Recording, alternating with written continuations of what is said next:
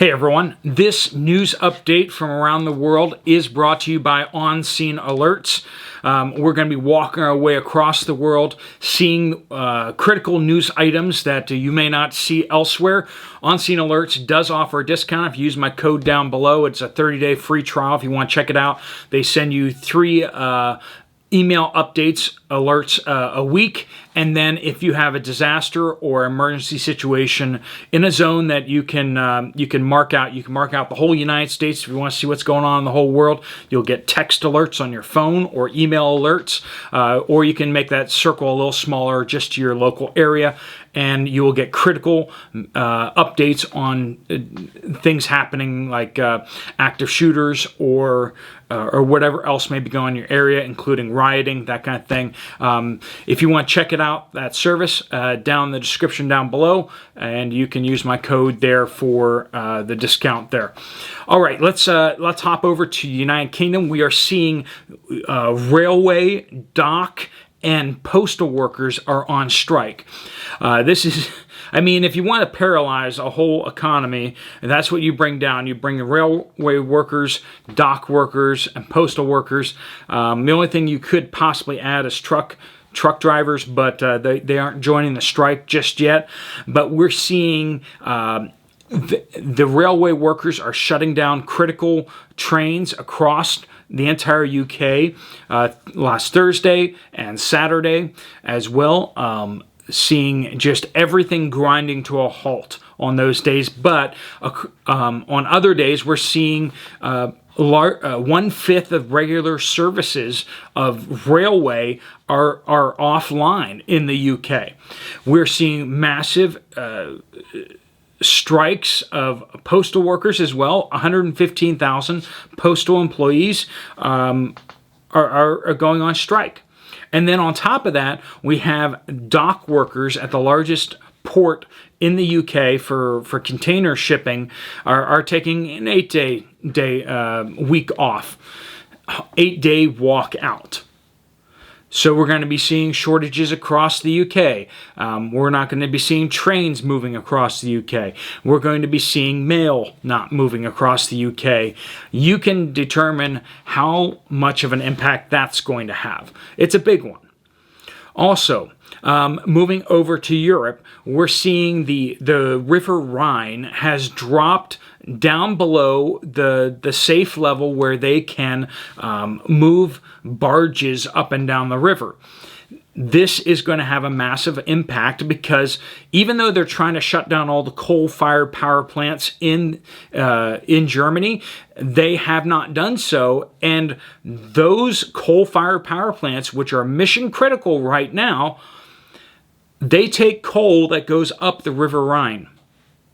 And they can't get coal up the river, which means it's all going to have to be hauled in by train, which is significantly less efficient and a lot more expensive. And there's limited rail capacity. Everyone is trying to get everything onto rails and go up the river right now, and there's just not enough rail cars. There's not the right kinds of rail cars for this. They're having significant disruptions to transportation and movement on the River Rhine. And as a theme you're going to be hearing over the course of this video is it's raining in places it normally doesn't, and it's not raining in places it normally does. Germany is not getting rain. If the River Rhine is down that far, what do you think it's going to happen? What do you think we're going to be hearing shortly about the crops in Germany? What do you think we're going to be hearing about the crops in France? We haven't gotten updates on those yet, but when we do, it's going to be devastating. New Zealand, they're not used to getting this heavy of rain. Almost 1,000 homes have been destroyed or families have been displaced. Heavy rain pounding New Zealand, particularly in the Wellington area. And we are seeing this is just catastrophic there. Flooding, very big. And we're also seeing flooding happening over in Dragon Country, in northwest Dragon Country. Northwest, if you know your geography there, you say that's a desert. Yes, it is. And yet they are getting pounded with rain, and it has already killed 16 people, and they have hundreds and hundreds of homes destroyed. 6,200 people have been displaced so far. Massive amounts of damage, and that's big. Now we're seeing droughts in other areas over in Dragon Country, but rain is pounding in the northwest where it's a desert. Yemen. Is Yemen a dry place or a wet place? If you know your geography, you say it's a very dry place. It's a 77 killed in floods affecting 200,000 people. Now, it's not quite as deadly as American weapons in Yemen that are used to kill civilians, but a lot of civilians have now died due to flooding, in addition to the many that are being killed by U.S. weapons being sold to the Saudis. Because, you know, America cares about civilians being killed in certain places of the world, when it's not American weapons doing that. But of course, we just keep selling arms to people who are committing genocide because they're our allies. Moving on. So over 20,000 people have been affected, and last week, and then we're now seeing 200,000 people affected overall in the last month of rains. It is a big deal. The people there are already devastated by the war, famine, and now they're getting flooded in areas that they're not used to getting flooded. Paris, France, as well as over in Italy, they got hit by massive gusts of wind. So they're having a drought, but then they're getting hit with hurricane-force winds. They're having 45,000 people without power. Numerous people have been killed, dozens injured. This is big news out there. What's this going to do to the crops as well is a question. In Venice, high winds were taking bricks off buildings. This is big deal. Once again, Italy's crops are being devastated, and then on top of that we have massive wind gusts that are damaging things even more. Algiers, massive forest fires across Algeria, 38 dead, 200 injured, and we're looking at thousands displaced due to the forest fires.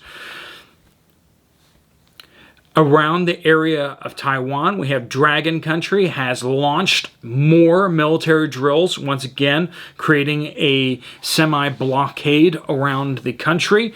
They are firing weapons over the territory again, and they are, this time it's due to another U.S. delegation has gone there, and in protest to that, they are having massive military drills. But like I said, that's once again an effective.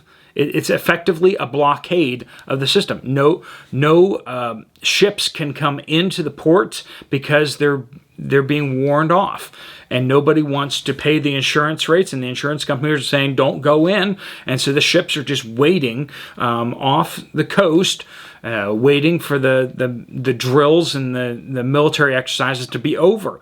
This is them effectively trashing the Taiwanese economy. We also have torrential rains triggering floods in the Sudan. Once again, that's not a place that usually gets a lot of rain, and they're getting pounded with rain. Nigeria, again, a dry country getting pounded with rain. 50 people have been killed, confirmed killed. At least 200 homes have been destroyed. Thousands displaced again. Spain is battling wildfires across the country, 380 wildfires across Spain. 31,000 hectares of forest have been destroyed. How many acres of crops?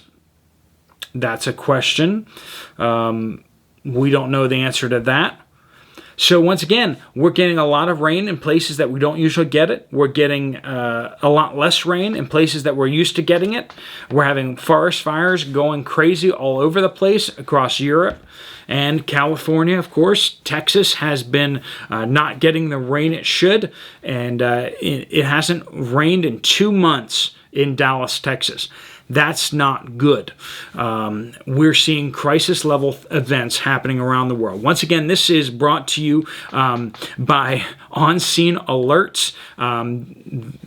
These are the reports from the last 2 reports that I just kind of scrunched up together and brought the most applicable ones to you. If you want to check out their service, once again, it's a 30-day free trial. You can pop down in the comments down below, click on the link, and make sure you use the code there to get your discount. If you like this video, you might want to check out this video right here. Otherwise, I will see you later. Steve Poplar, out.